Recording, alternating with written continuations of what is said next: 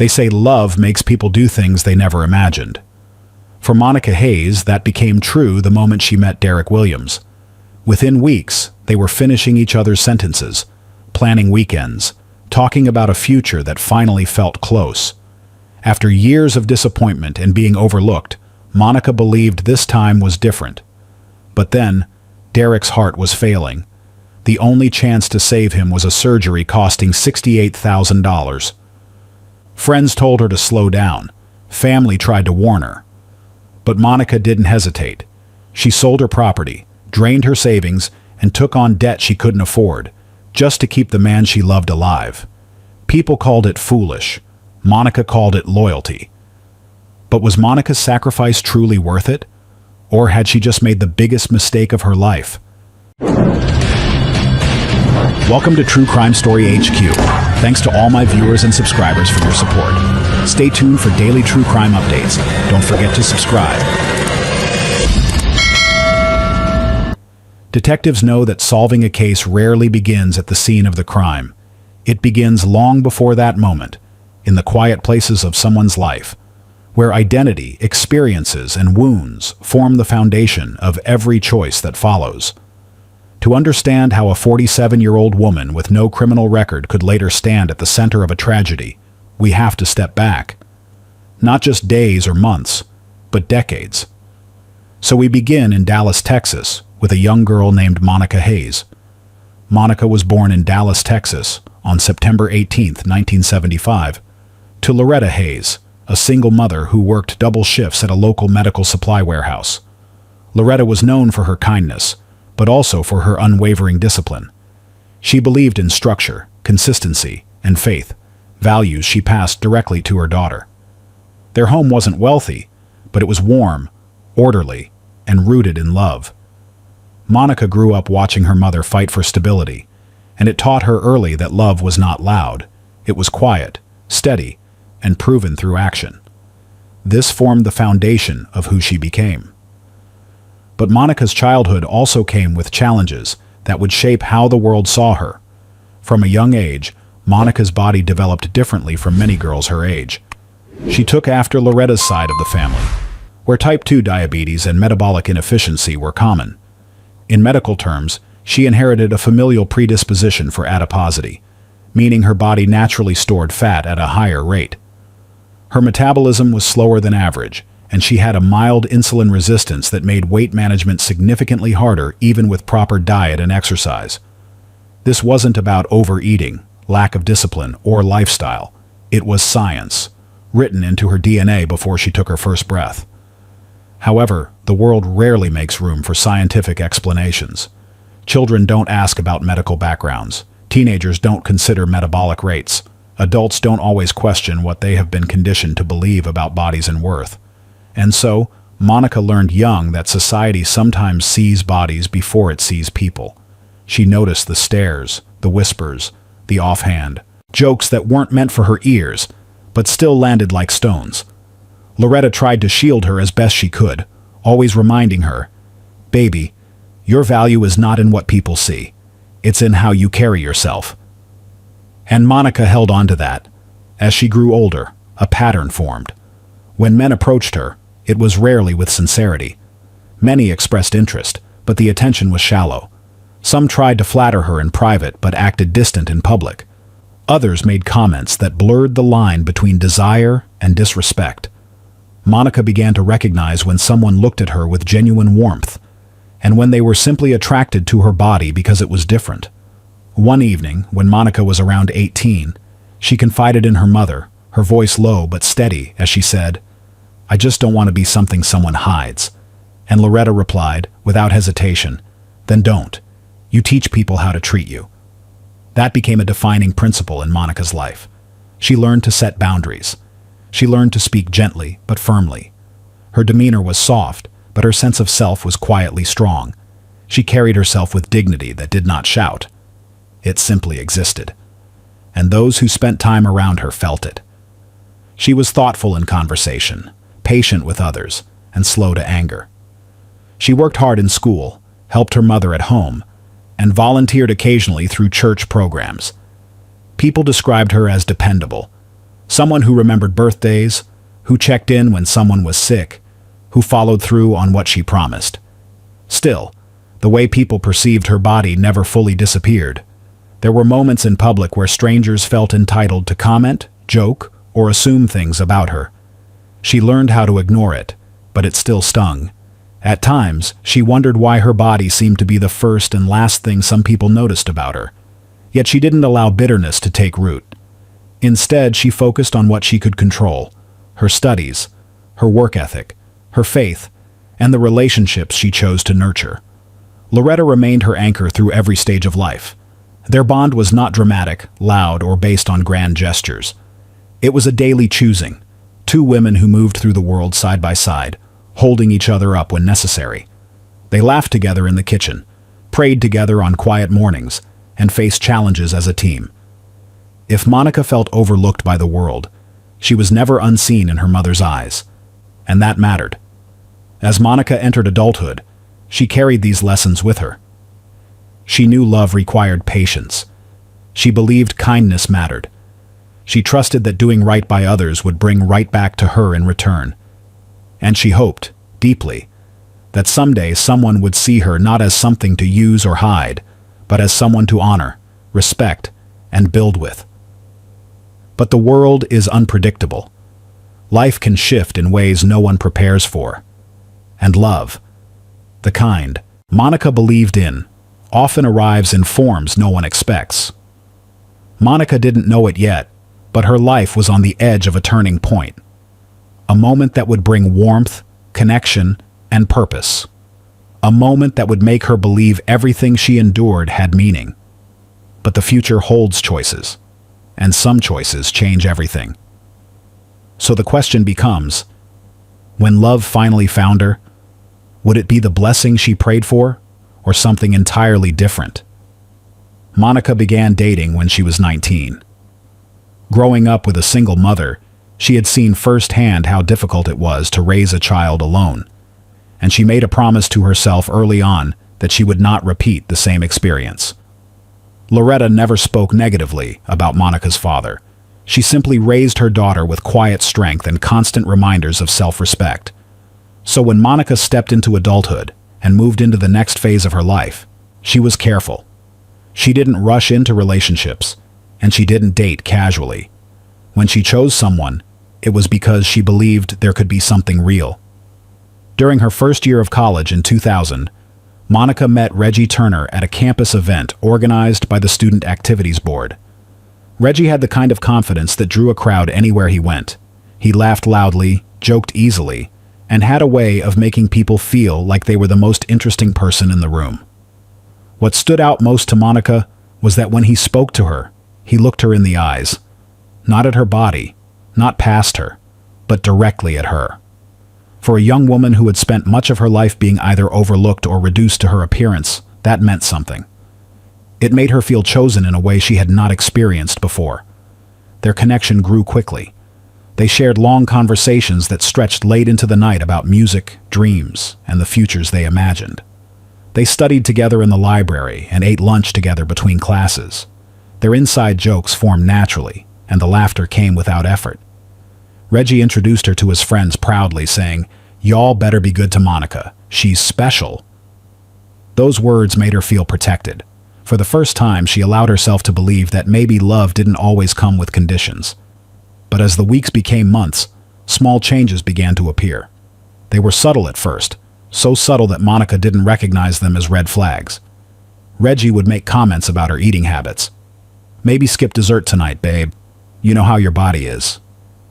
He said it with a smile, so she told herself it was harmless. At parties, he would sometimes move a few steps away from her when others were around, almost like he didn't want to be seen as too close. When she questioned it gently, he would respond, "You're overthinking. I'm just talking to people." She told herself that was reasonable. She didn't want to be the insecure girlfriend. However, the tone of his comments began to shift. One afternoon, while they were walking across campus, Reggie said quietly, "You know, if you tried a little harder, you'd look really good in the kind of clothes other girls wear."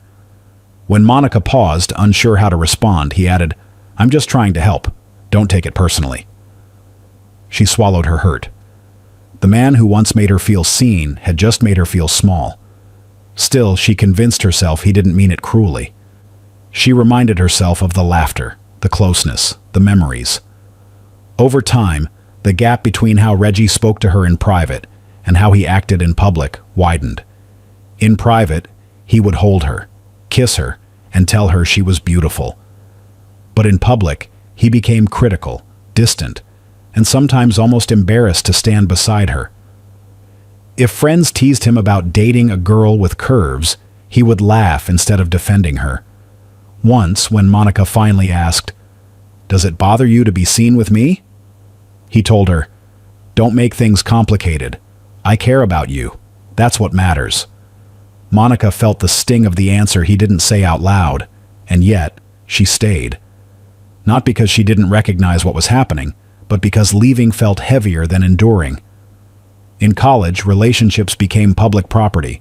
Breakups were discussed in dorm hallways, whispered about in cafeterias, analyzed in group chats. She didn't want to be the topic of gossip. She didn't want people saying, "See, a guy like him would never stay with a girl like her." So she stayed, hoping things would go back to how they were in the beginning. But emotional wounds rarely heal while the harm continues. Reggie's disrespect grew more direct. When Monica expressed her feelings, he would say, "Why are you always so sensitive?" Or, "You're lucky I'm still here. Other guys wouldn't be."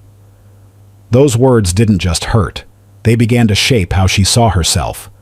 She found herself questioning her value, her desirability, her place in love. The girl who once moved through life with quiet confidence now hesitated before speaking, second-guessed her tone, her presence, her worth.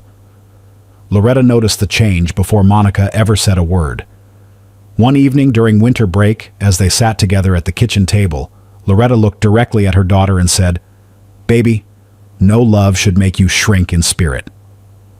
Monica didn't respond, but her eyes welled. She knew her mother was right. She knew she couldn't keep compromising herself just to avoid the pain of letting go. The truth was simple. She was hurting more staying than she would hurt leaving. The breakup wasn't dramatic. It didn't end with yelling or accusations. It ended quietly, after one more comment that pushed past what Monica could tolerate. When Reggie dismissed her concerns with a shrug and the words, "This is just who I am. You'll get over it," something in her finally let go. She said, "No, I won't." And for the first time in months, she felt her voice return. Leaving him didn't heal everything. It left a bruise, one that would shape how she approached trust and love moving forward. But it also left a lesson she carried with her. Affection means nothing if it disappears in the daylight. And she would soon learn that the next chapter of her life would require that lesson more than she ever imagined. There was no doubt that if there was a prize for the best mother, Loretta Hayes would have been one of the winners, especially for how she stood by her daughter during the hardest moments of her life. But the truth was, Loretta wasn't the only one who helped Monica rebuild her confidence during those painful college years. There was someone else who played just as important a role. Her name was Angela Carter. To understand Monica's story, you must understand the bond she shared with the woman she once considered the closest person to her outside of blood. Angela and Monica met when they were both 7 years old, growing up just 3 houses apart in their Dallas neighborhood. Their friendship didn't start with any dramatic moment or shared trauma. It was formed the way many strong childhood friendships are, through proximity, curiosity, and shared laughter. They rode their bikes together after school, shared snacks during weekend movie nights, and learned each other's routines like second nature. Theirs was the kind of friendship communities noticed. People would say, "If you see one, the other isn't far," and they meant it. As they grew, their personalities developed in ways that complemented each other. Monica was thoughtful, observant, and gentle with her words. Angela was lively, outspoken, and full of energy that could fill a room. But there was never rivalry between them. Angela never saw Monica's quietness as weakness, and Monica never viewed Angela's boldness as intimidating. They operated like two parts of the same support system, each providing something the other needed. Where Angela brought lightness, Monica brought grounding. Where Monica brought reflection, Angela brought humor and motion.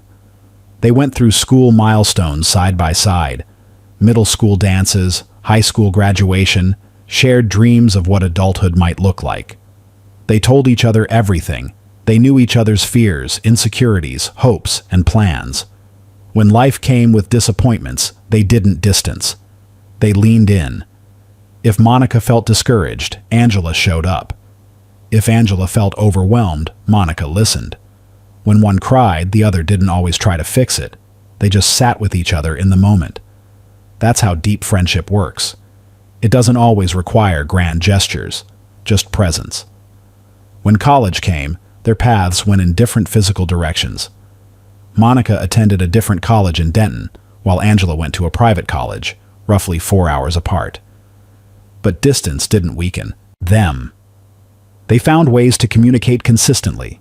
Long phone calls, handwritten letters, weekend visits when possible, and holidays back home. Angela would say, "Nothing about this distance is going to break us. You're my person." And Monica believed that because up to that point, Angela had never given her a reason to doubt it. When Monica went through the emotional unraveling with Reggie, Angela was the one who helped hold her steady. She didn't rush her healing, didn't say things like, "Just get over it," and didn't push advice before Monica was ready to hear it. She listened, truly listened, in a world where listening is often replaced with performing understanding. One night, on the phone, when Monica was trying to explain how she felt smaller, quieter, and less sure of herself, Angela responded in a calm voice, "He didn't change your value. He just failed to see it."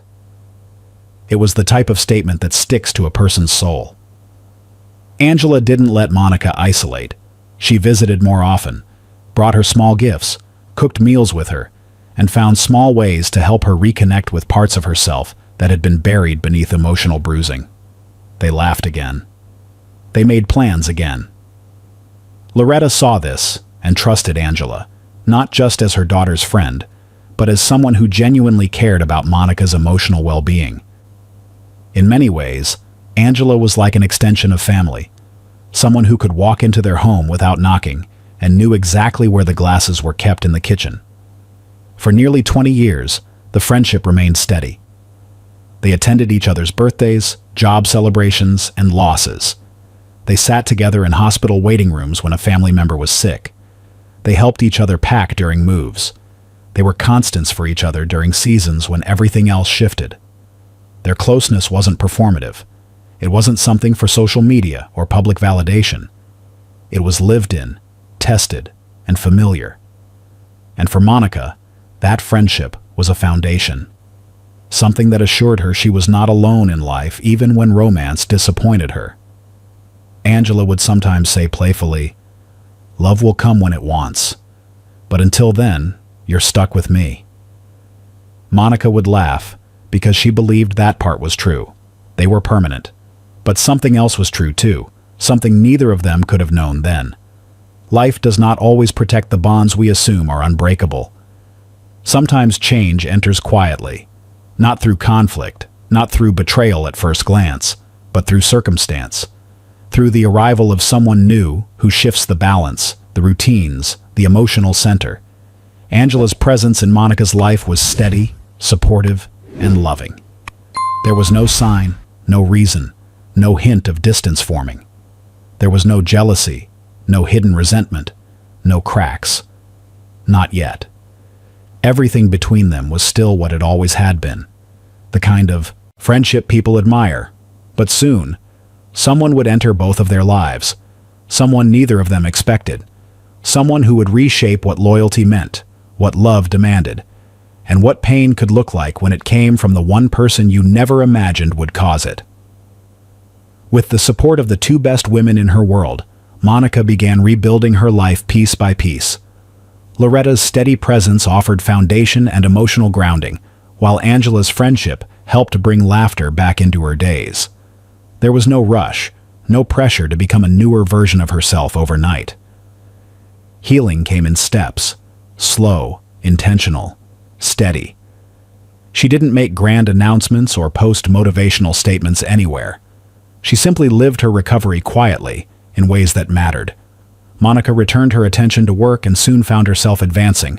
She had started as an administrative assistant at a medical billing office, but over time she earned the trust of her supervisors. Her consistency, patience, and willingness to learn allowed her to move into a coordinator role, then into a senior administrative position. Her coworkers respected her not because she was loud or forceful, but because she was dependable. If Monica said she would do something, she did it. In the workplace, reliability speaks louder than charm. By 2016, Monica had saved enough to begin looking at real estate for herself. The decision to buy came with both excitement and fear, as financial commitments often do. But she wanted something that belonged to her, not borrowed, not shared, not conditional. When she closed on a small one-bedroom property in Austin, it wasn't extravagantly large, but it was sturdy, quiet, and hers. This purchase marked more than ownership. It symbolized independence, progression, and self-worth rebuilt from ground level. During this phase, Monica also paid meticulous attention to her savings and retirement accounts. She never considered herself someone who focused heavily on wealth, but she had seen too many people forced to depend on others in moments where independence could have protected them. Her mother taught her early, always make sure you could stand on your own feet if you need to. So Monica contributed consistently to her retirement plan, tracked her spending, and avoided unnecessary debt. Her future mattered to her, even if she didn't yet know what shape it would take. Her spiritual life deepened as well. Monica had always been part of the church community, but during these years, she became more grounded in her personal faith. She wasn't loud about it, nor did she attend for attention or social perception. Her faith was private, a place for reflection, gratitude, and strength.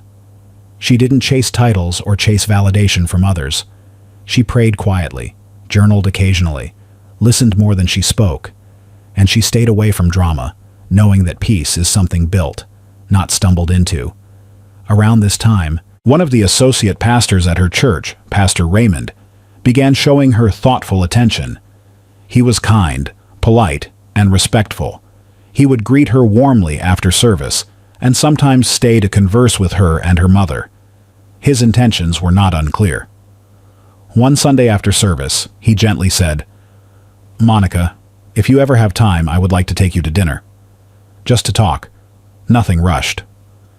Monica appreciated the sincerity. She didn't feel pressured. Yet, something in her hesitated. Monica thought carefully before responding. She didn't want to hurt him or seem dismissive. So she explained the truth as she understood it. She told him she respected him, that she valued his kindness, but that she didn't see herself living the life that came with being partnered to a pastor. The expectations, the public scrutiny, the weight of being watched and judged for every outfit, every expression, every moment of silence or presence. She said quietly, "I don't believe I could live well under that kind of spotlight." Pastor Raymond nodded. He didn't argue, didn't try to convince her otherwise. "I understand," he said, "and I appreciate your honesty." Their connection remained respectful after that day. For Monica, this decision wasn't about avoiding commitment. It was about choosing the kind of life that aligned with her emotional needs.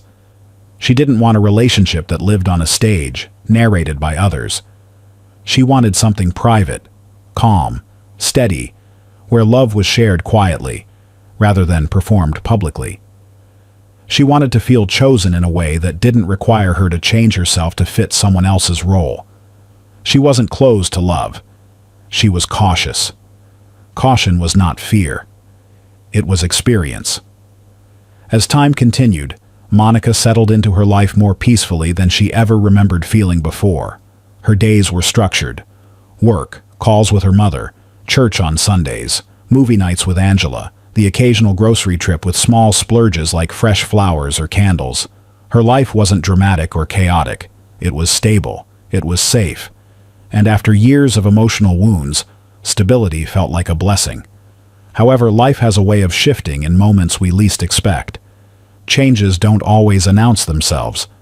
Sometimes they arrive quietly, in the middle of a conversation or a dinner gathering or a simple introduction. Monica didn't know that her life was about to change again. Not because she sought something new, not because she grew restless, but because someone would soon enter her world who would seem to understand her in a way she had always hoped for.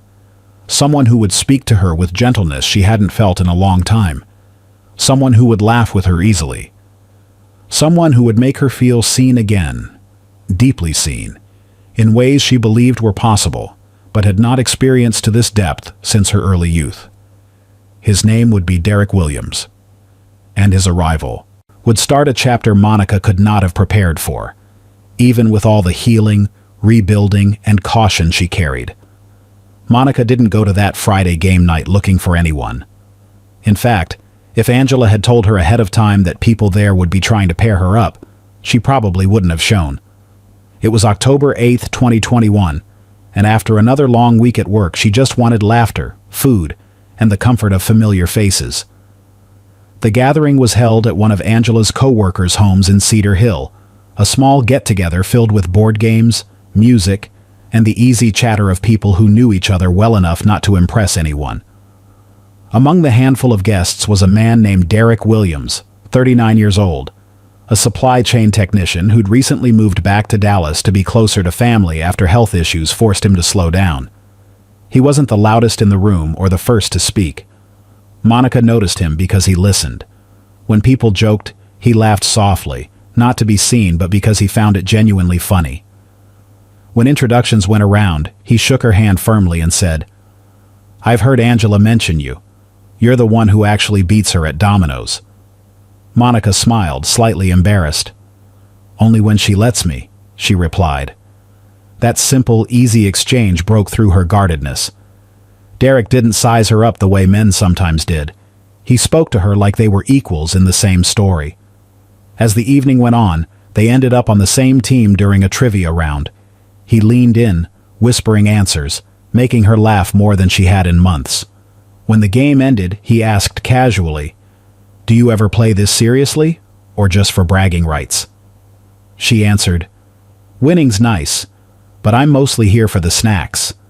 Everyone laughed, but the connection between them lingered past the humor. When the group began cleaning up, he offered to carry plates to the kitchen. He didn't try to impress her with flattery. He helped because it was natural to him. That night, Monica went home thinking about how calm he made her feel. There was no rush, no tension, no sense that she needed to perform. The next morning, she received a message from Angela. "Guess who asked for your number?" Monica stared at the screen for a moment before responding with a cautious, "You didn't give it to him, did you?" Angela sent a laughing emoji and replied, "I did. Relax. He seems like a good guy." Moments later, Derek texted, "Hey Monica, this is Derek from last night. You still undefeated at dominoes?" She smiled before realizing she was smiling, something she hadn't done easily since before Reggie. Their conversations began light, consistent, and respectful. Derek asked about her work, her family, her favorite places in Dallas. He didn't push for personal details. He let her open up at her own pace. When she mentioned her mother, he said, "I lost mine 10 years ago, so if you ever need someone to help with errands for yours, I'm good at being the backup." It was thoughtful and unexpected. Over the following weeks, they spoke almost every evening. Calls stretched past midnight sometimes, filled with stories about childhood mischief, favorite old TV shows, and future hopes that felt safe to share. Weeks later, they met for lunch after Sunday service. They talked for nearly 3 hours at a small cafe on Main Street, losing track of time until the waiter quietly told them the restaurant was closing. Derek said as they stood to leave, "You know, people talk about timing like it's luck. But I think timing is just about being ready when something right comes along." Monica didn't respond immediately, but she felt the weight of his sincerity. Through winter, their friendship deepened. Derek had a warmth that drew people in, and Monica noticed how kind he was to strangers, tipping generously, holding doors, checking in on coworkers. She appreciated that his attention toward her wasn't performative. He remembered the details she mentioned in passing, like how she preferred hot tea over coffee and how she collected scented candles. when he showed up one evening with a small box containing a lavender candle and said, "Thought of you when I saw this." It wasn't the gift that moved her. It was the consideration. As they spent more time together, their friendship began shifting naturally into something deeper. He would sometimes hold her gaze longer than before, and she found herself looking forward to his messages, his voice, the quiet reassurance that someone truly saw her. One evening, as they sat in his car after dinner, he said softly, "You've got this calmness about you. Being around you feels easy." Monica laughed nervously, replying, "That's probably because you haven't seen me stuck in traffic yet." He smiled and said, "Then I guess I'll have to." That became their unspoken turning point.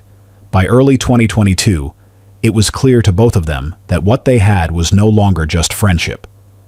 Derek was open about his health, explaining his previous diagnosis of dilated cardiomyopathy, a condition that had once left him hospitalized for weeks.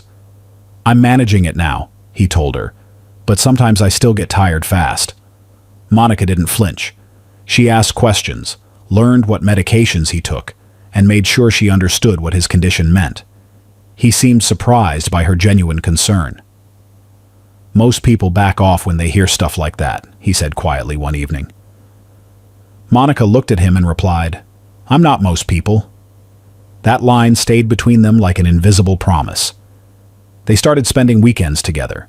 Simple things, grocery runs, long drives, movie nights. She introduced him to Loretta after 2 months of dating, and the meeting went better than she expected.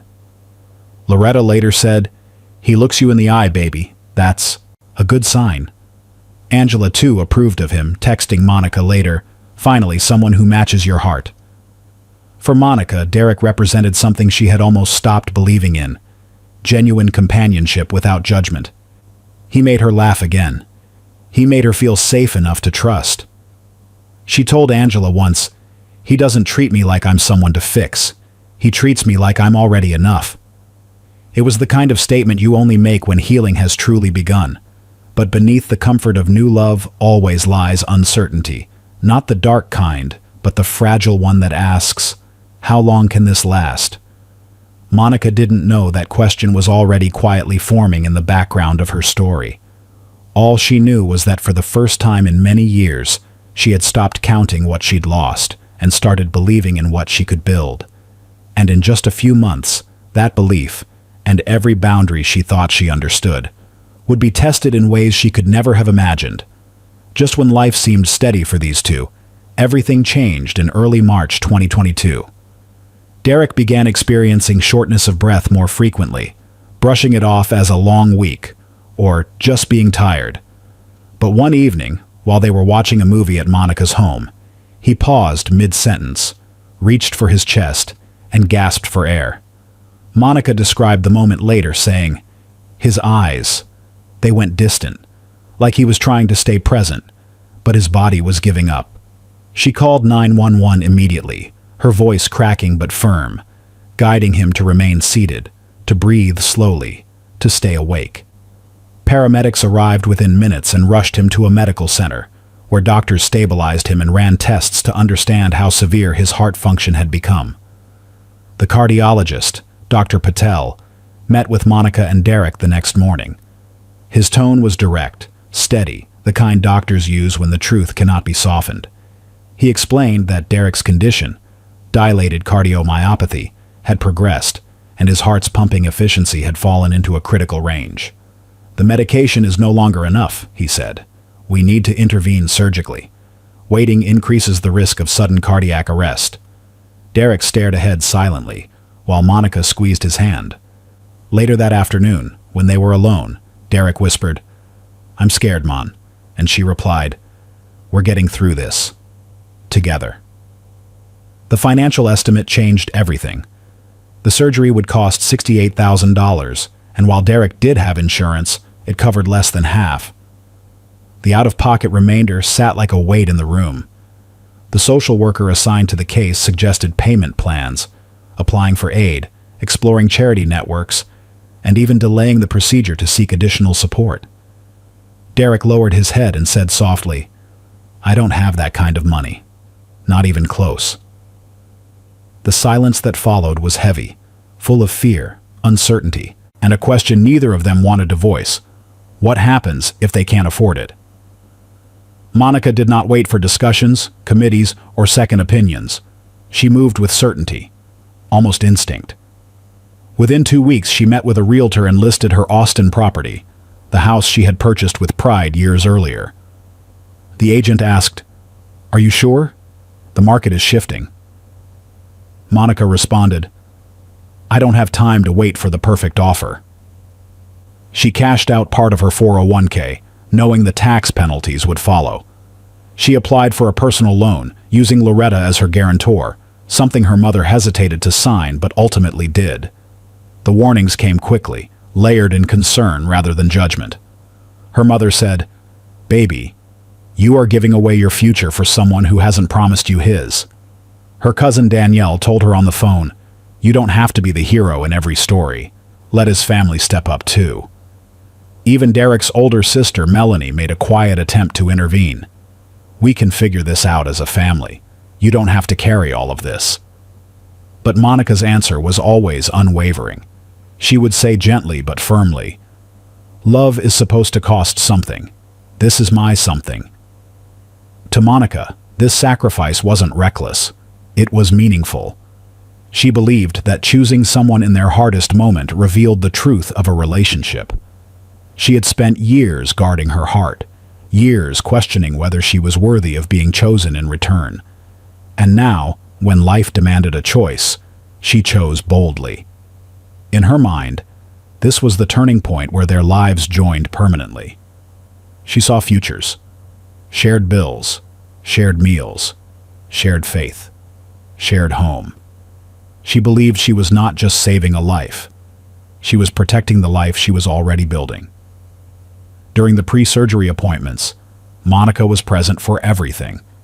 She learned his medication schedule, dietary restrictions, and the risks involved. Nurses grew familiar with her face. She was the one who asked questions, the one who wrote everything down, the one who stayed in those long, quiet waiting rooms where the world feels paused. When Derek apologized one evening, saying, "I hate that this is what I'm bringing into your life," Monica looked at him and answered, "You brought joy. The hard parts come with the deal." She meant every word. By April 2022, the final payment had been arranged, and a surgery date was confirmed. The night before the operation, they sat in the hospital room with dim lights and the quiet hum of medical equipment. Derek whispered, "If something happens, just know I'm grateful you came into my life."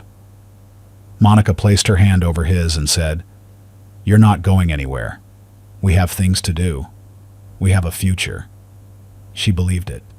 She needed to believe it. It was the hope she had exchanged her entire financial foundation for. But beneath hope, there is always uncertainty. A silence that waits to be filled by reality.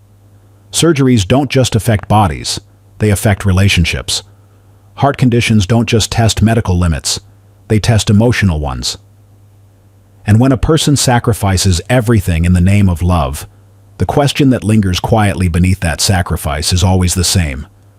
What happens after? On April 26, 2022, at 6:40 a.m., hospital staff wheeled Derek toward the operating room. Monica walked alongside the stretcher until the point where she could go no further. Derek looked up at her and said, "I'll see you when I wake up." She held on to those words. She took a seat in the waiting area, a wide, silent room filled with families who were also waiting for news that could change their lives. She prayed with her hands clasped tight, whispering each word like it was something she could hold. "God, please, don't let this be how the story ends." The surgery lasted several hours, and time in that room felt suspended, like the world had narrowed to the sound of a clock ticking and the movement of hospital doors opening and closing. When the surgeon finally came out, his expression held relief. "The procedure went well," he said. "He made it through." Monica closed her eyes, exhaling all the fear she had been holding in her chest. She thanked the doctor, the nurses, and anyone standing close enough to hear. When she saw Derek in recovery, pale and weak but breathing steadily. She whispered, "I told you we'd get through this." He didn't speak, but a tear slid down the corner of his eye, and she wiped it gently with the edge of her sleeve. The recovery period was long and difficult. Derek couldn't move comfortably on his own, so Monica helped him bathe, brush his teeth, and change his clothes. She fed him small portions, careful to follow the dietary guidelines the doctors had given. Nurses recognized her face every shift change. One of them said one afternoon, "You're here more than some spouses I've seen." Monica simply replied, "He needs me." She didn't say that she had rearranged her work schedule, driven back and forth across the city, and slept in hospital chairs just to be close. She didn't say that she believed this was the moment love was built for. Not the easy days, but the hard ones. When Derek was discharged and sent home, the caregiving didn't end. Monica cooked his meals, managed his medication schedule, and accompanied him to cardiac rehab sessions 3 times a week. They spent evenings on the couch watching shows and talking quietly, and she could feel hope rising inside her, the hope that they were now bound together not just by affection, but by survival. He would squeeze her hand sometimes and say, "You're my strength." And Monica would smile, believing deeply that she had finally found a love that recognized her heart as valuable. But healing does not always restore what was once felt. Slowly, the small signs began to appear. Derek's text messages grew shorter. Instead of calling every night, he would say he was tired and needed to sleep early. When they sat together, his attention drifted. His responses became muted. The emotional warmth that once came so easily from him began to feel withheld, like a door that had been closed without explanation. One evening, while she was preparing dinner, she asked, "Everything okay? You seem different lately." Derek sighed and rubbed his forehead. I think I need some space," he said. Monica paused, unsure how to receive those words. "Space from what?" she asked quietly. He didn't answer immediately. He finally said, "From everything. From pressure. From expectations." It was confusing, especially because Monica had never asked for anything other than honesty. She reminded him gently, "We just got through something life-changing. Of course things feel heavy. We just need time." Derek nodded, but his eyes stayed distant. In the days that followed, he withdrew further. Calls that once lasted hours were now minutes. Conversations that once felt natural now felt strained. And yet, Monica kept showing up, because she believed love after hardship required patience, because she believed people sometimes retreat when they are afraid. Her mother asked her one evening, "Baby, is he treating you the way you deserve to be treated?" Monica hesitated before answering. "He went through a lot. I just think he needs time to come back to himself." Loretta placed a hand on her daughter's shoulder and said, "Time shouldn't take you apart. It should bring you closer." Monica heard the words, but her heart wasn't ready to absorb them. Monica reminded herself of everything they had survived. The hospital nights, the fear, the prayers whispered in waiting rooms. She believed the love they shared had been tested and proven true. She believed they just needed to breathe through the aftershocks, the changes, the uncertainty. She told Angela, "We're just adjusting. He almost died. Anyone would be shaken." Angela nodded, supportive as always, replying, "Just don't shrink yourself in the process." But something was shifting, not loud enough to name, but real enough to feel. A silence had entered their story, the kind that doesn't announce itself, but grows like shadow. Before moving on, a quick thank you to everyone watching and supporting this channel. Your presence truly keeps it alive. This community continues to grow because of people who believe in real, meaningful storytelling. Becoming a channel member unlocks exclusive extras, behind-the-scenes content, and directly helps us bring more powerful true stories to light. Your support makes a real difference, and we'd love to know who's here. Drop a comment below and tell us where you're watching from. If you're still tuned in right now, write "I'm still here" in the comments. Let's see who's watching till the end. It was a Thursday afternoon in July 2022, when Monica returned home from work and saw the envelope on her doorstep. Cream-colored, heavy paper, the kind used for formal ceremonies. Her name was written in calligraphy, Ms. Monica Hayes. There was no reason for her to suspect anything. People got married all the time. And then she opened it. Inside was a folded wedding invitation embossed in gold. She took one slow breath before reading, but the words still hit her like a physical blow. The bride was Angela, her best friend since childhood. The same woman who sat with her on the floor of her mother's living room when she cried over Reggie. The same woman who had promised, "We grow old together, side by side, no matter what." For several seconds, Monica could not move. She simply stared at names that should never have appeared together. Derek Williams and Angela Carter. The room felt too quiet, too still. She read it again, as if the letters might rearrange themselves into something sane. She whispered, "This can't be real." Her hands began to shake, and the invitation slipped to the floor. In a single moment, 20 years of friendship and a love she believed was true collided into something sharp and unrecognizable. She tried to call Angela. The phone rang once, twice, then went to voicemail. She didn't leave a message. She didn't know what she would even say. Hours later, she tried calling Derek. He didn't pick up. But after midnight, he texted, "We should talk." They met the next evening at a quiet parking lot near a grocery store, where they once shopped together for ingredients to make homemade soup during his recovery. The irony was cruel.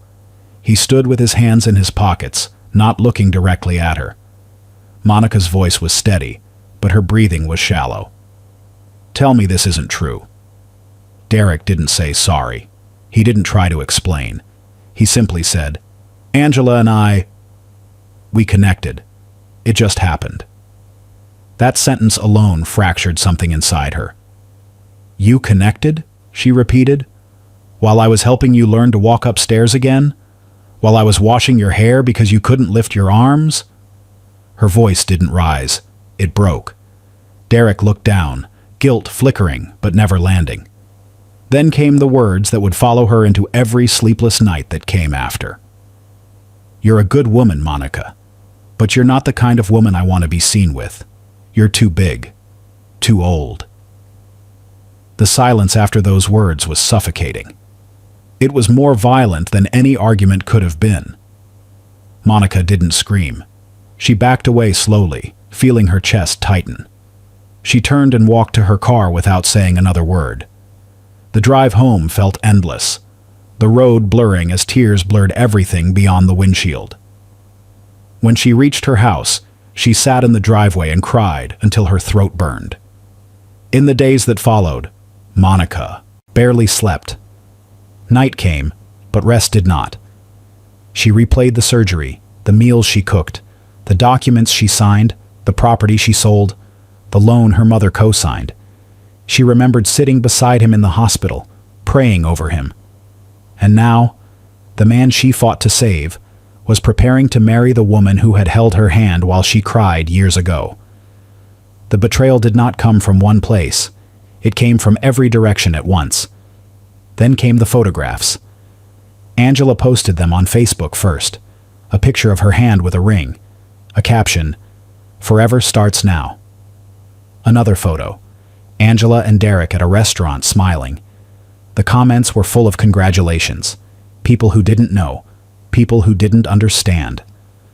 Monica stared at the screen, unable to look away. Every smile in those pictures felt like another blow. Loretta saw her daughter fading. She tried to pull her back. "Baby, talk to me," she begged. "Let it out. Don't hold it all inside." Monica shook her head. "If I start talking, I won't stop." Loretta suggested prayer. "God hasn't left you," she said. Monica answered quietly, "Then where is he right now?" Her mother tried something else. She called a therapist. She set up appointments. She drove Monica there herself.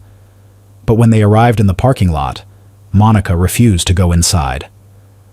"I don't want to tell a stranger how I lost my life trying to save someone else's," she said. Angela tried reaching out once, a text message that read, I never meant to hurt you. I hope one day you'll understand." Monica deleted it without replying. There were no words that could make sense of what had been taken from her. Monica was not just grieving a relationship.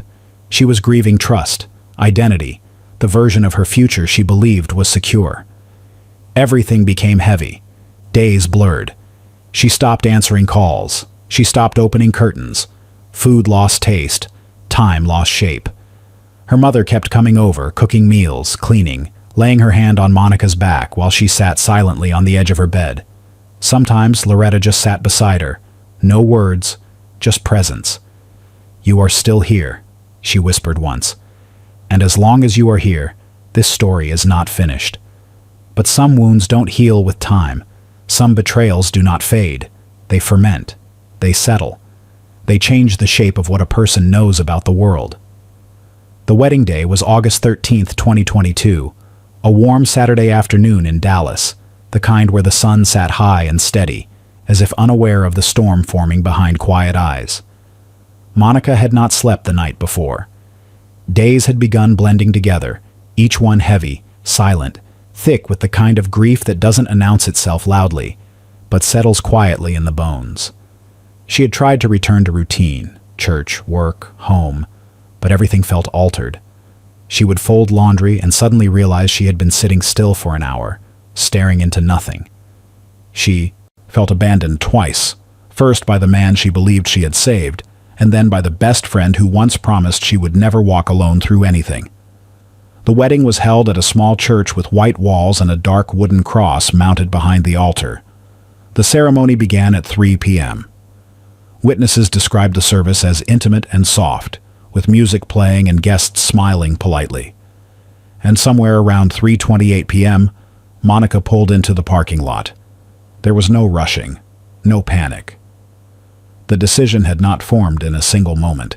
It had taken shape slowly, quietly, through sleepless nights, unanswered questions, and the collapse of a future she had built in her mind. She walked toward the entrance as if she were stepping into a memory, not a crime scene. By the time she opened the doors, the vows had just ended. Applause still hung lightly in the air. Derek and Angela stood facing the crowd, her hand wrapped around his arm, both of them wearing expressions of relief and arrival. When Derek saw Monica, his face changed first. Recognition, then dread, then the kind of silent plea that comes too late. Angela took a step back. Monica's voice did not shake. She said, "You used me, both of you." Someone near the back whispered, "Is this part of the reception?" They thought it was a misunderstanding that would dissolve with explanation. But explanations were long gone. Monica reached into her purse, drew the gun she had legally owned for years for home protection, and fired 3 shots. 2 struck. 1 missed and embedded into the far wall. Then silence. Thick, absolute silence. There was no scream from Monica, no attempt to run, no look of rage or triumph. She placed the gun on the floor, took 1 slow breath, and said, "Now you'll remember me." When police arrived minutes later, she was standing still, hands visible, eyes distant, as though her body remained but the rest of her had already gone somewhere else. The investigation moved quickly. There were dozens of witnesses, video, and no denial from Monica. The district attorney's office charged her with 2 counts of murder. In the media, headlines shifted rapidly, reflecting the deep divide in public opinion. Some called it cruelty, selfishness, unforgivable violence. Others called it the collapse of a woman who had been drained, betrayed, and emotionally abandoned by the 2 people she trusted most. The prosecution's narrative was sharp. They said Monica acted out of control, obsession, and possessiveness. They pointed to text messages where Monica had written months earlier, "I don't know who I am without him." They argued she had tied her identity to Derek in a way that turned love into dependency. The defense presented a different story entirely. They described a woman who gave everything, financially, physically, emotionally, to someone who accepted her devotion until he no longer needed it. They brought in medical and psychological professionals, who explained the emotional collapse that can follow traumatic betrayal, especially when tied to sacrifice and identity. They called her mother, Loretta, to the stand, Loretta's voice cracked, but she spoke with clarity. My daughter loved him. She believed she was saving his life. She believed they were building a future. A murmur moved through the courtroom. When Monica herself finally spoke, it was only once. She stood, hands clasped in front of her, and said, "Love shouldn't cost your dignity." The courtroom did not breathe for several seconds. Even the judge paused before continuing. But the law does not weigh emotion against outcome. It weighs actions against consequences. And so, the sentence was delivered. 45 years in state prison. But the story did not end there. News spread of the medical debt that remained from Derek's surgery, the debt Monica had taken on, with her mother as guarantor. When the public learned that Loretta now faced repayment alone, a shift happened online. Crowdfunding pages appeared, not for Monica, but for her mother. Comments read, "She shouldn't suffer for what happened. She was trying to help her child. No mother should carry this alone."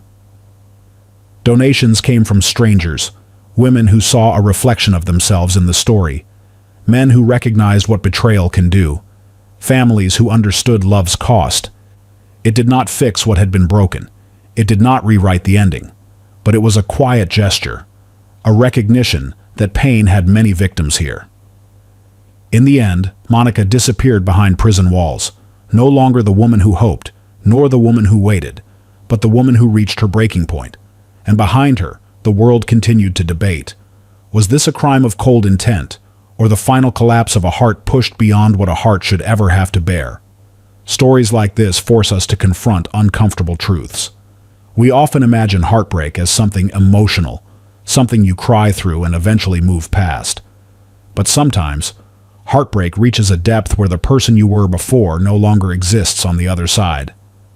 Monica gave love, trust, loyalty, and her future, believing those sacrifices were steps toward a shared life. Instead, she was left with debt, betrayal, and a silence that grew heavier than her ability to endure. So the question remains, what would you have done if everything you believed in collapsed at once? And who holds the blame when love is given honestly, but handled carelessly? There were warning signs, emotional distance, avoidance, a shift in tone that felt off. But hindsight is always clearer than the moment we're living in. The lesson is not that Monica should never have loved. The lesson is that love that costs your peace is not love. Love that isolates you from support is not love. And love that requires you to shrink yourself to be accepted will never be a love that lasts. If there is one takeaway from this tragedy, it's this: protect your self-worth before you protect someone else's comfort. Walk away when your spirit grows quiet inside your own life. Thank you for watching this video. If this story made you think, reflect, or feel something deeply, don't leave without taking one small action that helps this channel continue to bring real human stories to light. Like this video, share it with someone who needs to hear it, and subscribe to the channel so you don't miss the next story.